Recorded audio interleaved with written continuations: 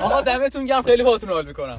چی متوجه نشدم؟ این چی گفت؟ نفهمیدم. تو الان اما تعریف کردی؟ نه باور کنید سوء تفاهم شد، در دهنم پرید. باورم نمیشه سوال. تو این همه سال رفاقت خراب کردی. بهم یه فرصت دیگه بدید. قول میدم دیگه بهتون احترام نذارم. دیگه فایده نداره. تو با سنگ احترام شیشه این رفاقت رو شکستی. ولی من فقط یه تعریف کوچیک کردم. رفقای واقعی هیچ وقت هم دیگه تعریف نمیکنن، فقط تخریب میکنن.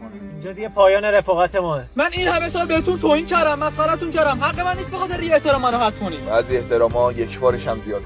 اماشه پیاده شد. تو دیگه تو این اکیپ جایی نداری. اصلا میدونی چیه؟ به درک مگه چوب از دست میدم. دو تا آدم علاف بیکار قزبیت که جز ضرر هیچی واسه من نداشتن. با اون قیافای داغونتون.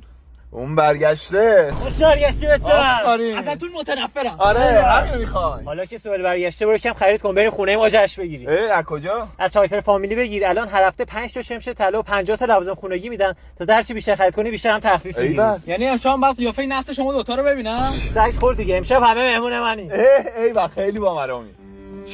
چی گفت؟ تعریف کرد؟